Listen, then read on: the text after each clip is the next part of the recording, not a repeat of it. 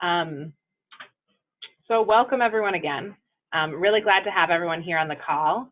And as we were talking about the webinar today, we're going to be diving into some learnings about Jewish environmental ethics. We also wanted to start off by acknowledging that today is Yom HaShoah, the Holocaust Remembrance Day, and even though that's not explicitly what we're addressing in this call, it does feel in some ways like a meaningful tribute to be with this community of people, learning together, continuing the tradition. So I want to thank everyone for being here. It's great to be able to see the faces of the many people who are here. And I'm also seeing some notes that some people have to jump in and off the call. That's fine. I hope that during the time here, we find what we're doing to be really worthwhile. So our agenda for today is that we're doing an opening circle, which is what we're all typing in here. I would also encourage you, if you see someone's name or a message, feel free to message them directly so you can continue the conversation. We're going to have a tech study with, we sent out a sheet earlier, a text sheet. We'll also be sharing it here on the screen, but you're welcome to follow that along in a print copy if that's easier to you. And there'll be some time for questions and interaction during that as well. And we'll hear from stories from two of the steel sites on the call about how they've been able to incorporate Jewish environmental ethics into their sites, bring that as a new awareness from the Louisville JCC and the DC JCC. And then we'll have some time for discussion groups, and we have some announcements at the end. I also want to start off by acknowledging that we have some new people on this call who have not been on any webinars before. We had a new cohort start this winter, and it's been a little while since we had a full group webinar. We are now up to 62 sites nationwide, which is very exciting. And you can see that we're scattered all around the country in a bunch of, I think both coasts, significant Midwest population, so glad to have all of you here. And this is just so we can have an overview. This is the new sites that have joined with the 2018 cohort. So welcome to all of these new sites. As a reminder for Zoom, we have the chat box where a lot of you have already initiated by typing in your names and emails. And we encourage you to please use that chat box as an interactive tool. Type in questions as they arrive when any of the speakers are talking. And feel free to also message other people or us directly if there are things that you want to follow up individually. And everyone is doing a great job of this now, but unmute yourself and mute yourself when you're speaking so as to be able to hear everyone. Great, so I'm going to hand it over now to Elan Margulies, who is sitting over here to my left. She's going to just scoot over. And Elan's our Director of Education here, and the one term that I think a lot of people on this call are already familiar with, but is going to be thrown around, and someone mentioned to me, this should probably start by defining it, is the term Jaffe. Can I just see by a show of hands anyone who knows the term Jaffe or has been to the Jaffe Network Gathering or the Jaffe Fellow alumni? Me too, a lot of people on the call. But for those of you who are not familiar, Jaffe stands for Jewish Outdoor Food, Farming, and Environmental Education. And there are a bunch of different ways that Jaffe plays into the fieldwork, and there's a lot of interaction there, and we wanted to have a webinar to really focus on those connections between Jaffe, Hazon Seal, sustainability. So Elan's going to dive into that, and our other speakers will as well. I'm going to share your screen. Hello, everyone. What's that? I'm moving more. This is. What's that? Great. Yeah, I need to just throw that. So we're going to look at a little bit of a study into trees and Jewish thought. The foundation of looking into Jewish environmental ethics, we could take many different approaches, and we could look at the beautiful imagery, nature imagery in the Psalms. We could look at our holidays and look at how they're tied in with the seasons and the cycles. We can look at different ethical sources, and we'll explore a little bit of that, but through the lens of trees. And my name means tree, so sort of one of these things that's a good job when it lines up like that. I do want to mention that there's a special opportunity. There's a blessing. Most blessings, you can say, can we pull up that slide? Yeah. Most blessings can be said at most times of year, but there's one blessing that we have that is only 1 month of the year, and it's coming, the end of the month is coming up on Sunday. So it's a beautiful blessing for the flowering trees, particularly. And there's this blessing that we have here on the slide that we could, do they have it or we can send it out? Oh, we can send it out. We can send it out after. When you see ideally 2 or more flowering fruit trees together, and the blessing starts with the normal blessing formula, Shelo chiser belo mal klum, that didn't create any lacking in the world, uberei bro briot tovot, and created good creatures, vilanot tovim, and good trees, lechanot behem bnei adam, for human beings to enjoy. And it's a very simple, appreciative blessing of seeing and acknowledging good in the world. And it's again traditionally said in the time of Nisan when you see beautiful fruit trees. So I just want to say that before we get started. Maybe, yeah, perfect. So I'm going to ask for different people to volunteer to read a little bit, and that's going to be a little bit hard in a webinar format, but we're going to go through not all of these texts. Some of them we're going to, but they're here if you want to look at them further. But can I get a volunteer? We're going to go to the English, unless there's a question in the Hebrew, or somebody has something that they want to particularly look at. But we're going to go with the English for this study. Can I get a volunteer to, how should we do this? Should we call let's have, we're not going to be able to call on people, so if you're raising your hands and are willing to volunteer, I would encourage you to just unmute yourself and jump right in. So can someone start us with crowning the place with words Torah Tanit? Rav Nachman Bar Yitzhak said, why was the Torah compared to a tree, as it says, for it is a tree of life for those who hold fast to it? To teach you that just as a small tree may set a larger tree on fire, so too is it with scholars, where the small sharpen the large. After all, Rabbi Hananiah said, I have learned much from my teachers and more from my friends, but from my students more than anyone. So as we think of ourselves in a place of service, of serving the larger Jewish community, of the communities that we're each a part of, we can all think of ourselves as learning from each of those people and learning from them and bringing their ideas into this larger continuum and a larger and larger, in this metaphor, fire. The next two we're going to skip, but they deal with when do we say Borei Priya Etz, when do we give a blessing on fruit tree, and the exploration of the 4 New Years in the Jewish tradition. But can I get someone to read from the Garden of Eden? We're going to, or I'll say one set before someone jumps in.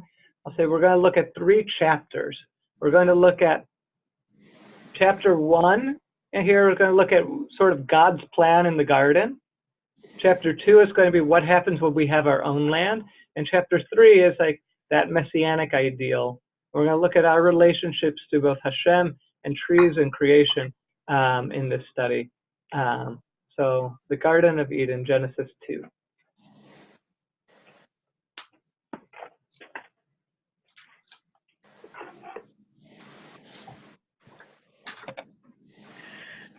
Do you think it's easier to? Not all at once. We might just call on you if. The Lord God planted a garden in Eden in the east and placed there the man whom he had formed. And from the ground the Lord God caused to grow every tree that was pleasing to the sight and good for food, with the tree of life in the middle of the garden and the tree of knowledge for good and bad. And can you continue, Larry, with the next Genesis 1? And God said, let the earth put forth grass, herb yielding seed, and fruit tree bearing fruit after its kind, wherein is the seed thereof upon the earth. And it was so. And the earth brought forth grass, herb yielding seed after its kind, and tree bearing fruit, wherein is the seed thereof after its kind. And God saw that it was good, and there was evening, and there was morning, a 3rd day. So my question, we're going to just pause for a question here. First of all, what repeats itself more than anything else in this passage? And the follow-up question will be why? What do we see repeating here?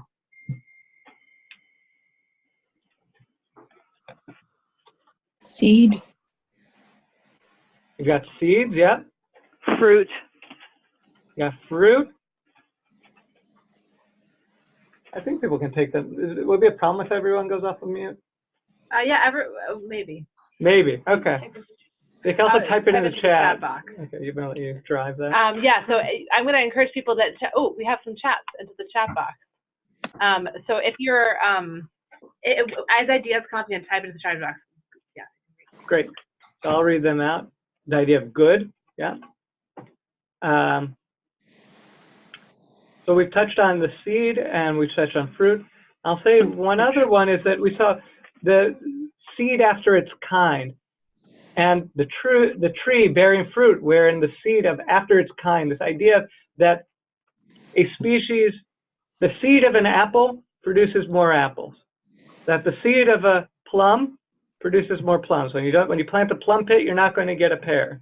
And there's this really important idea here of God creating a world in which it can perpetuate itself, of setting into motion something that doesn't require the same level of intervention that you see in the beginning with creating from nothing. So we see this idea. And I'll tell you that one of the things that gets me worked up probably more than anything else, I find it really hard to see a seedless watermelon, and I long for the days of finding a seeded watermelon, with the idea that we have therefore interrupted this godly order. We have to be involved now to perpetuate the watermelons, and they aren't perpetuating themselves. So we see built in this kind of sustaining nature that God created the world with. All right, we'll go to page 2 for Ecclesiastes Rabbah, Kohelet Rabbah, for 7, Parak 7. When God created the first human, God led him around all the trees in the Garden of Eden. God said to him, "See my work, how beautiful and praiseworthy they are. Everything I have created has been created for your sake. Think of this and do not corrupt or destroy my world. For if you corrupt it, there will be no one to set it right after you." Reactions, thoughts to this passage? It really puts a responsibility on us to take care of what God created. Mm-hmm. Anyone else? If you corrupt it, there will be no one to set it right after you. That's such a powerful statement. Great. And a little bit frightening. It's frightening. It's stark, right? Yeah. There's this idea of it's not a threat exactly, but it's saying the consequences. It's a promise. It's a prophecy. The consequences are real, in a sense, and we see that in the world today with species extinction, which is, extraordinarily profound, and where if you haven't heard the term that's used now is that we're in the 6th great extinction of the planet. The other extinction, the last one that happened, was 65 million years ago because of asteroid, I forget how big, 10 or 20 kilometers big, that hit the world and caused the extinction of the dinosaurs. Other ones, but we're in the 6th one because of our species. And so thinking about what our responsibility is to this world and towards the different voices of Hashem's creation is an important piece to hold. And I think that's what, even in Ecclesiastes Rabbah, there's this sense of we're powerful. So what do we do with that power? And we're going to skip Steinsaltz. It's a beautiful passage that talks about Steinsaltz in here. We can take a look if you care to later. Talks about basically how do we live a life that's post-Edenic. but we're going to look at entering the land, Leviticus 19.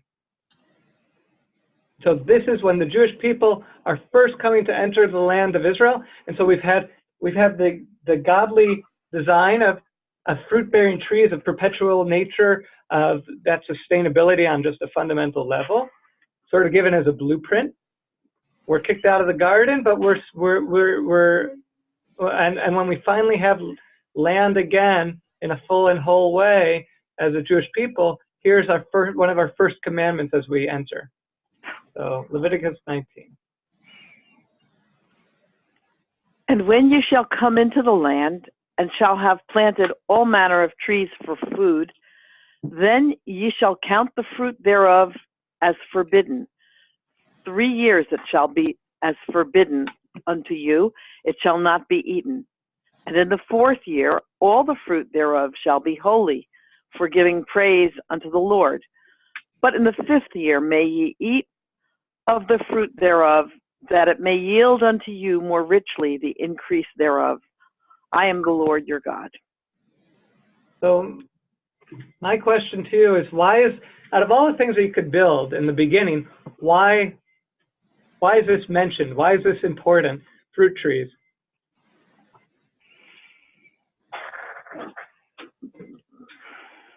Fruit trees contain the seeds of their own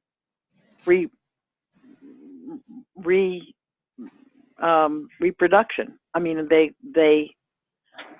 fruit trees never give up. I mean, you have to take care of them, but you can keep on replanting them. And it was, one of the first things that was created in Gan Eden. Yeah. Other thoughts?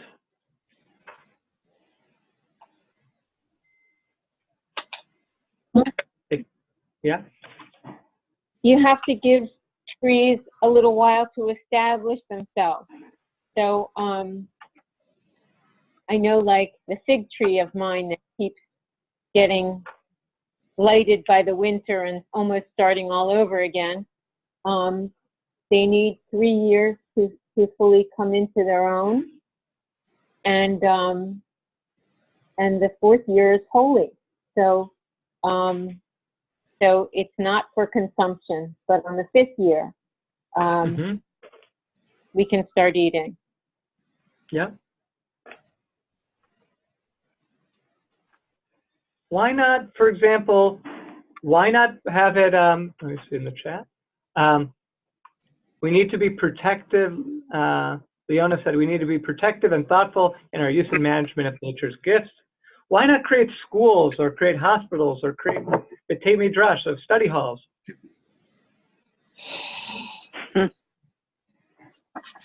Before any of that, we need to eat. There's a need to eat. There's a practicalness. My little brother says, you know what, the best time, if you can't eat, you can't study, from Sky. Yeah, my little brother says, what's the best time to plant a fruit tree? I'll just, with the webinar format, I'll just give you the punchline. But it says 10 years ago, and the second best time is now.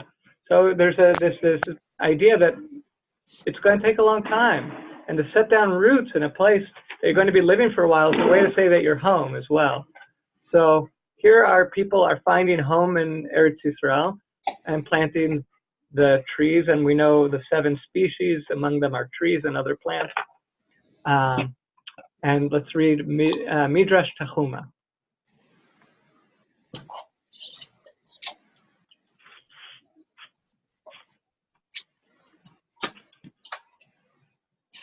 Okay. Even if you find the land full of all good things, you should not say, we will sit and not plant. Rather, be diligent in planting. As it says, you shall plant trees for food. Just as you came and found trees planted by others, you must plant for your children. A person must not say, I am old, how many years will I live? Why should I get up and exert myself for others? I'm going to die tomorrow. So going on with this idea of providing, and And we're going to look at that was a positive side of we should be doing this. Now we're going to look at the side where we should not be destroying. So let's keep on reading in Deuteronomy 20.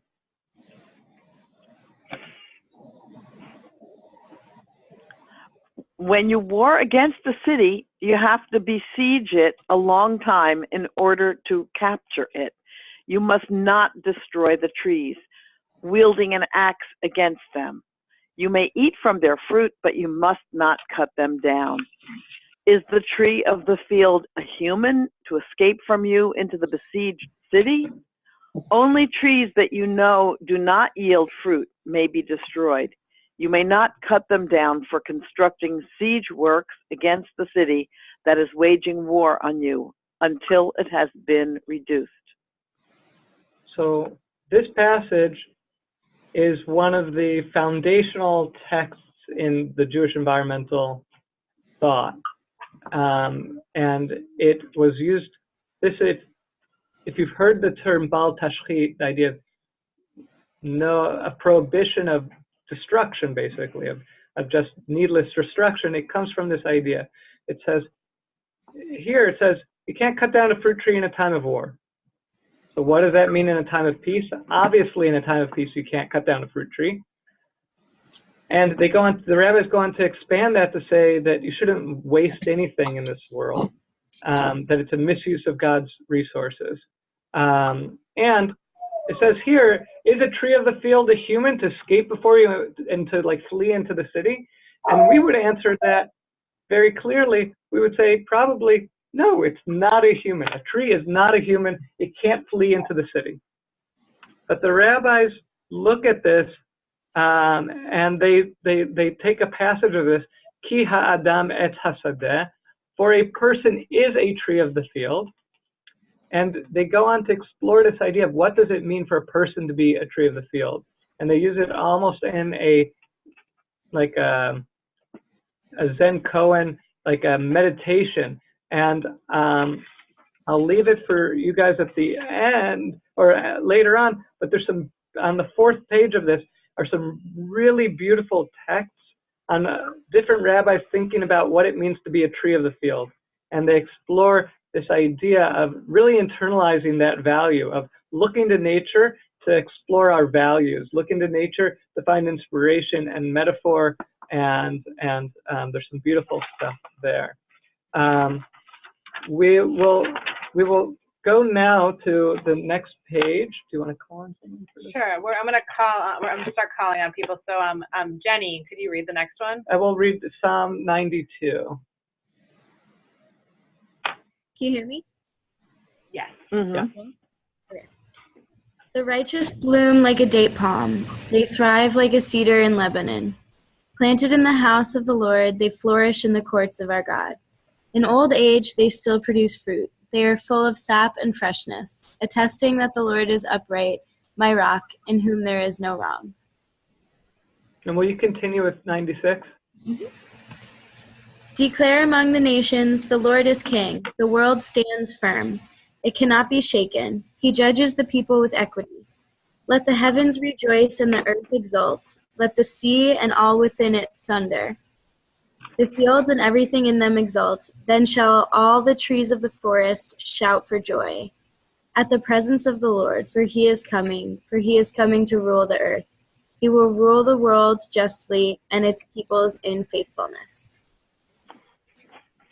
So oftentimes, this passage struck me as odd when I was a child, because here's God coming to judge, and we've got God coming to judge, but we see that the trees are rejoicing in it.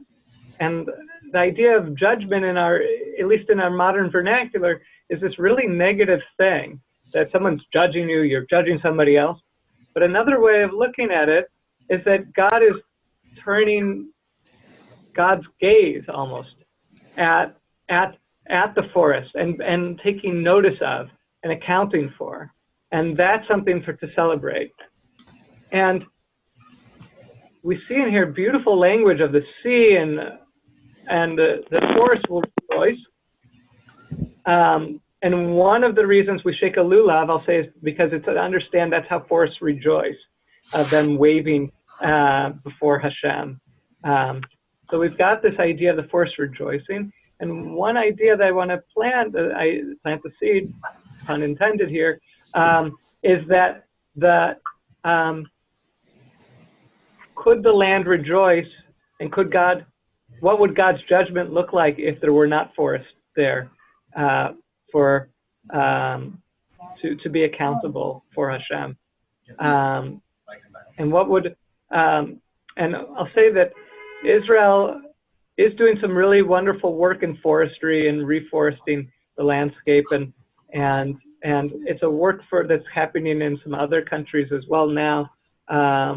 But it's some serious work of the idea of planting and making space for other creatures and allowing them to celebrate before Hashem. Go to Melissa. Sure. Melissa, would you read for us Hirsch's passage, the next one? Truth, there is no one nearer to idolatry than one who can disregard the fact that all things are the creatures and property of God, and who then presumes to have the right, because he has the might to destroy them according to a presumptuous act of will. Great. And will you continue read, we'll read the first passage here, Kohelet Rabbah. Rabbi Chama Bar Gurion said, even Ilonei Sarak will have to give a judgment and an accounting in the future. The rabbi said, from where does this come? For man is like the tree of the field. Just as man's future is to give a judgment and an accounting, even wild trees will in the future give a judgment and an accounting. So Ilonei Sarak is like basically barren trees, meaning not fruit trees. So pine trees, oaks, maples, things that you don't think of as fruit trees. And here the rabbis are using the transitive property in the opposite direction. So if man is a tree, then trees are people. And there's this idea of giving a certain level of standing, again, pun intended, of standing to the trees. And here we have the idea that these trees will give an accounting before Hashem of their actions. Michael, will you read Pirkei de Rebbe Eliezer?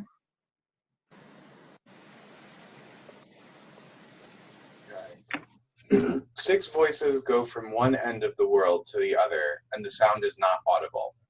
When a fruit-bearing tree is cut down, the voice cries out from one end of the world to the other, and its sound is not audible. When the child comes out from the mother's womb, the voice cries out from one end of the world to the other, and its sound is not audible. When the soul departs from the body, the voice goes out from one end of the world to the other, and its sound is not audible. So I'll pause for reactions to this passage, or if anyone wants to say anything. I know we've gone through a lot of text here, but if you have anything on this passage or want to bring up something else that we went through.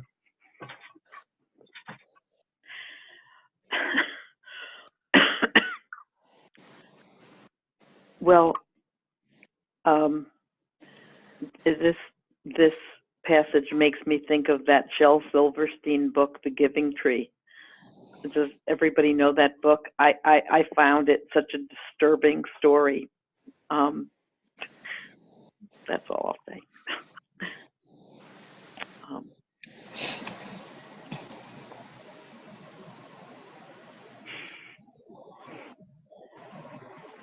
Anyone else?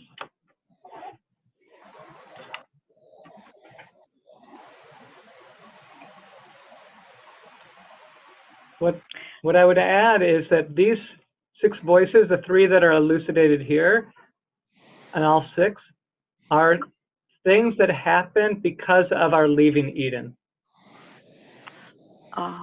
In a godly plan, why would you cut down a fruit tree? Also, the idea that we as human beings can be creators of people is a post-Edenic thing. The idea that we're going to become partners with God in that way. The idea of death coming into the world, and there's a few, the other three as well. So this is exploring what are the things that we have to live with, and like it seems that to me there's such an emotional resonance in this passage, and a depth to the experience of our world. We're going to finish with a reading here from Midrash Avot Rabbi Natan. Let's see, Ron, are you there? Yes, I am. If you had a sapling in your hand, you were told that the Messiah had come. First plant the sapling and then go to greet the Messiah. So, Ron or anyone else, what do you think about this text? What does it remind you of? What do you wonder about it? You know, it's about, you know, the food and the feeding of people, and that's still going to ultimately take priority over anything else that we do in our lives. Anyone else have a different reading or other thoughts on it? Even as amazing as the Messiah arriving isn't more amazing than keeping a tree alive. Maybe. I don't know. Yeah. And even in a more perfect world, we still have to sustain ourselves and sustain our world. Mm-hmm. We have a. Do you say another? Say more on that. That even Mimot HaMashiach, there's still life.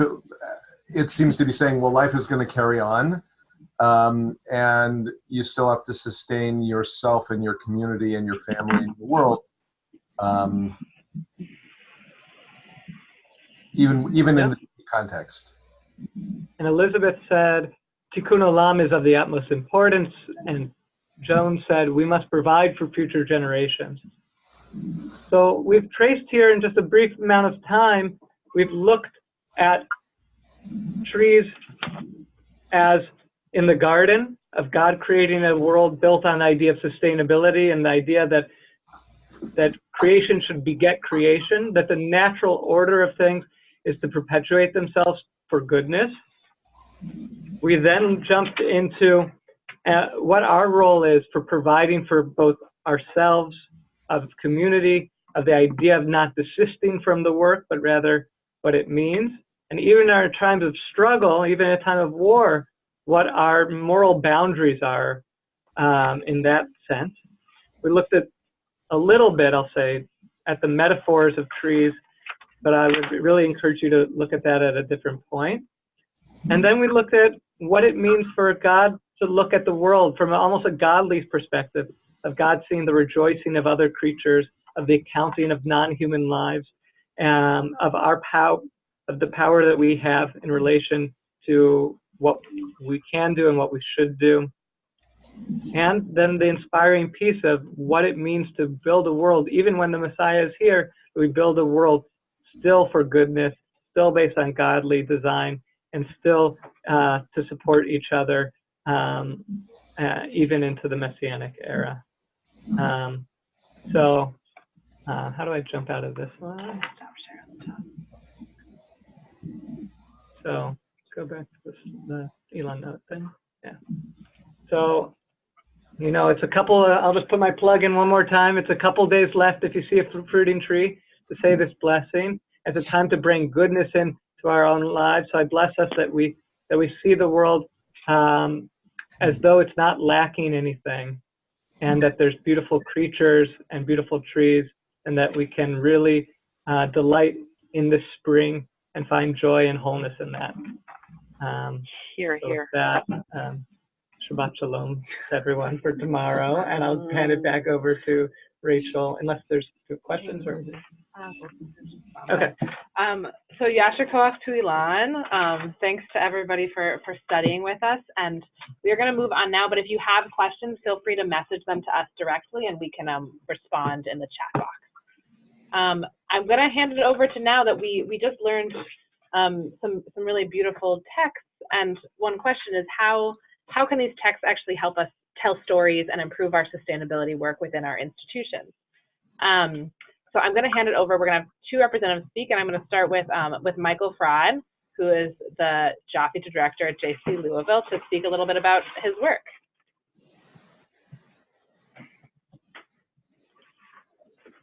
Hi, can you hear me? Yes. Yes. Okay, great. Like Rachel said, my name is Michael. I'm the Jaffe Director at the Louisville JCC. I've been here for about 2 years, and we started participating in the SEAL last year. As you know, Jaffe is new to Louisville, and we have spent a lot of time trying to figure out, you know, what works, what doesn't work, what's the best way to integrate this into everything that we already have and to use it to our best advantage. And I think one of the key lessons for us was to use a variety of different programs and talk to different people, just to kind of reach as many people as possible where they were and work with their particular interests. And so some of these were connected to our SEAL projects, but I think that a lot of the time the SEAL projects were in many ways more ambitious, and a lot of these were not the kind of things that would be classified as major projects, but they helped us gauge interest and kind of keep people engaged between some of those major projects. It was also really helpful because they gave us the ability to collect names and feedback and program numbers, and to help build a picture of interest in Jaffe that was not just confined to like 1 or 2 major activities, but that became more of an ongoing interest and an ongoing kind of thing that we could provide to our members. So some of the stuff that we did throughout the year might have been, you know, family and kids programming that covered topics such as nature observations, journaling, Jewish environmental ethics, you know, kind of some of the things that Elan just mentioned about Bal Tashchit and not wasting and not cutting down trees without needing to, and, you know, the connections between people and fields. Tu B'Shvat Seders, we've done a lot of monthly Torah studies here that are similar in ways to some, you know, that draw on some of the same texts that Elan was just talking about. So all of that was really kind of designed to help give people lots of different connection points, even if it wasn't something that required a lot of logistics or prep, just kind of get people in the door with something, you know, quick and easy and lots of different things to appeal to different interests. And from there, that helped us build up to some of the larger programs and kind of generate the goodwill that we needed in order to take on larger, more expensive projects. I think that one of the things that helped as well was kind of figuring out who our institutional allies were. When I first got here, I didn't know who the other folks in the building were. I didn't know a lot about our members, and partnering with different departments proved to be a really key aspect of that. So being able to go to, you know, I didn't have like a target audience because I hadn't run programs before, so I didn't have past program attendees to market to. So I was able to go to our camp and youth and families department and say, let's run a program together. I was able to go to our young adult department and say, let's run a program together, or our preschool or our community relations council. And by using their networks, both within my organization and also like-minded organizations within the community and within the city, you know, just kind of drawing people in for those initial contact points made it a lot easier to generate the goodwill that we needed to take on some more ambitious projects. You know, I think that some of the main difficulties we faced were things that are probably not unique to us. It's questions of cost, it's questions of finding people who are willing to take on extra work. You know, who's going to take this project on if we do it? I don't necessarily want my staff to, you know, get a ton of stuff loaded on them. No one else wants their staff to be picking up the pieces for someone else's project. And I think that again, some of the things that really helped us there were like always being willing to ask. I think at first I was prone to assuming that people would say no, and then realizing that a lot of the time, if you find a way to make it not incredibly onerous, people are actually very happy to chip in for these projects. They really enjoy them. They think they're participating in something meaningful. And again, I mentioned earlier, like collecting numbers and feedback information has really helped, because over time, as we've tried to pitch larger projects, we've been able to say, look, we had X number of people participate last year. We had a X% increase in the number of participants in our programs, and we have raised our revenue by this much. And, we've had X number of people participate in our composting program. We've had, 90 whatever % of people say they're interested in more programs. And so like being individually, those things don't seem to add up when we just send out like one survey after each event, or just get the roster from every program. But I think that, one of the big things for me has just been the ability to build has been so helpful with all of those little touch points. I'm very excited because I think that we have potential payoff in the near future, because our JCC is launching a capital campaign in the near future for a new building. And so I'm very excited because I feel like now that we have all of these touch points and we have all of these people with Jaffe and sustainability on their radar, we have the ability to kind of get in at the ground level and talk to people and advocate for a much more sustainable new campus than we would have a few years ago. And so that means I don't have to have it figured out all at once. I don't have to have all the big plans in place right now, but just kind of building over time has been a model that has worked really well for us.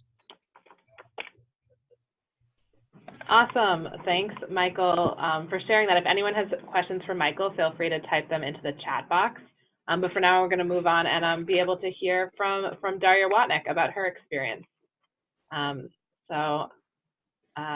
Take it away, Daria. Hi, everyone.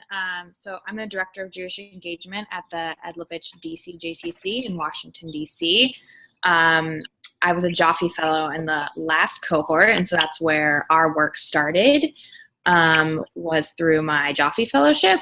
And so one of the things that also Michael hit upon was partnering with other departments, other people in our institution on bringing these Jaffe ethics and these sort of values to our institution.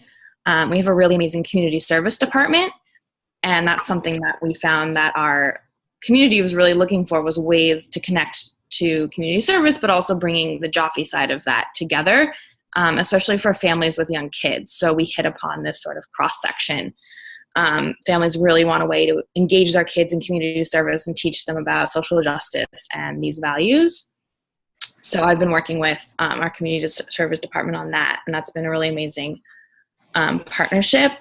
Also just doing small things, as Michael was also saying, small ways of bringing it into existing programs is something that we found worked really well.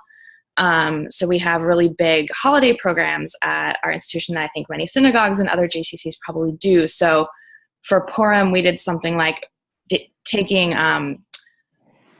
pasta boxes so that they like shake like a grogger, and decorating those and using them for our Purim spiel, and then all that food was then donated.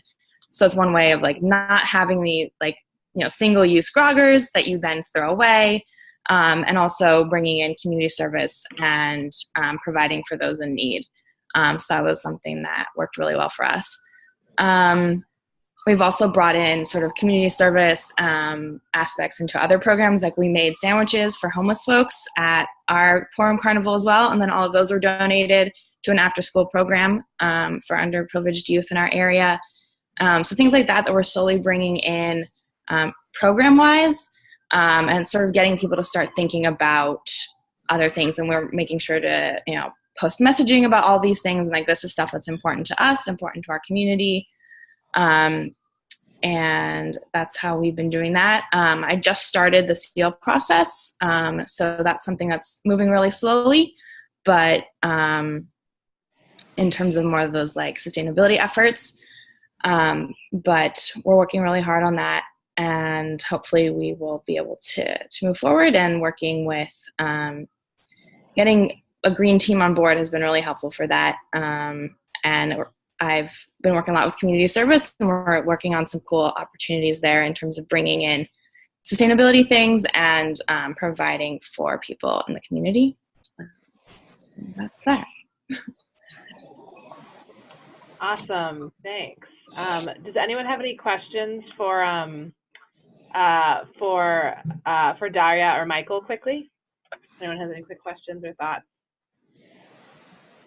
Okay, so we're gonna break out into breakout rooms right now. What's gonna happen is something's gonna pop up on your screen, and you're gonna have a chance to talk about some of the things that just came up with a group of about 4 other people. If you have never done this before, it'll be a little bit scary, but you'll wait a second and then you'll be joined with another person. It's like we're stepping out and making small groups. So I'm gonna hit something right now. We're gonna have about 7 minutes to discuss, and I'm going to put some discussion questions into the chat box. And if you could just read those out for the people on the phone once you get into your group. Okay, and we'll give you a 1-minute warning when you're about to come back. But we're gonna come back about 4:55.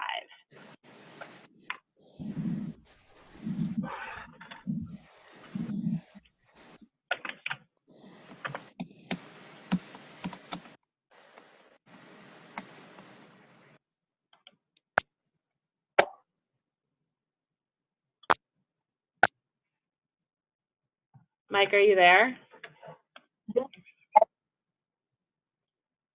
Mike? Hi, it's Val. Oh, hi, Val. Okay, never mind. This is such bad quality. Yeah, it's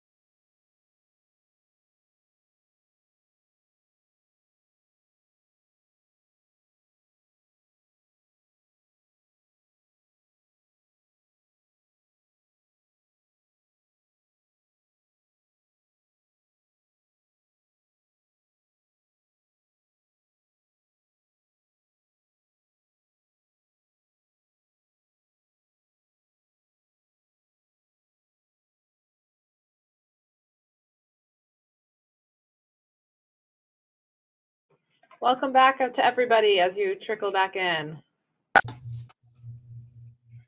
Welcome back to the big group. You know, if we need to, whoops, uh-oh. Okay. Okay, I think everyone is back now.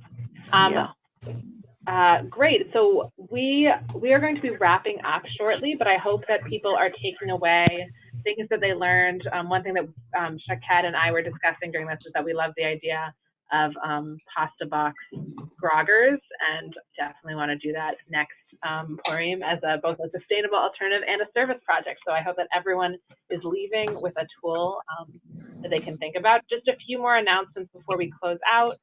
Where'd it go? So a few more things. I think a lot of people are familiar with a lot of the Jaffe resources that are available online, more places to discover this, but we wanted to just quickly highlight some of those resources. There's of course the Seal Resource Bank, seal.hazon.org/resources. Up there are the lesson plans of all the curricula that all of the Jaffe Fellows have submitted.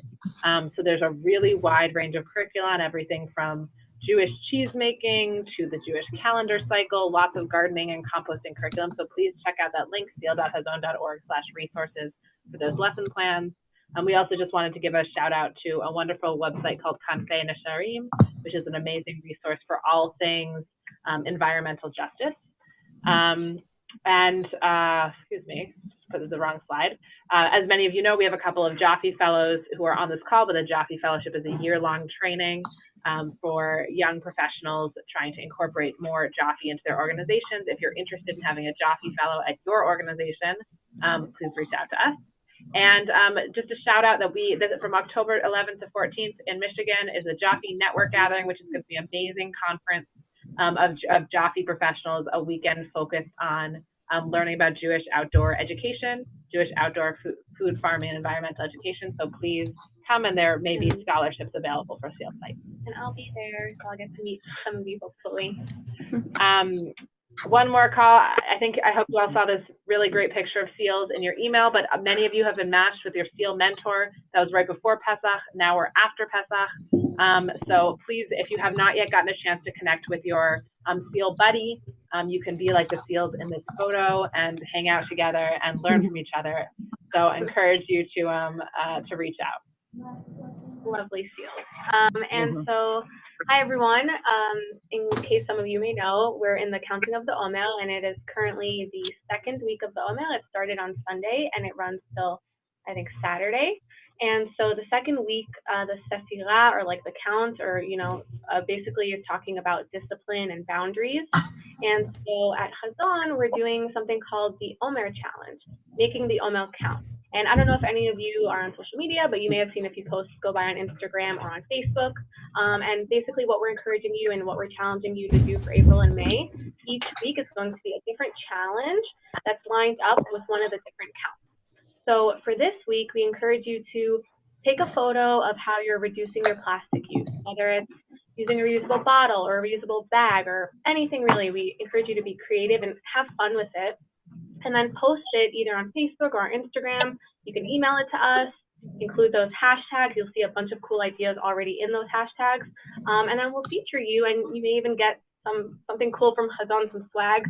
We have some cool reusable bags and cool bottles and t-shirts. So we really encourage you to participate and spread the word, and you'll have like 5 or 6 more weeks to do that. So yeah, excited to see you all on there.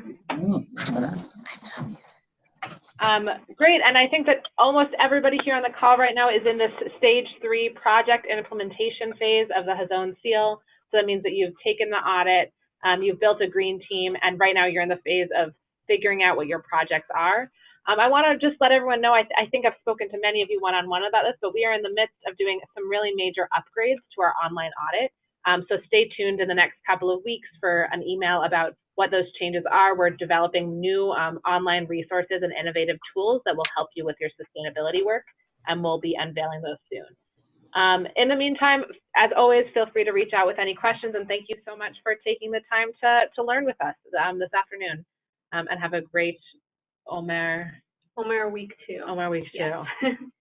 And Shabbat Shalom. Shabbat Shalom. Thank you so much. Bye. Bye. Thanks.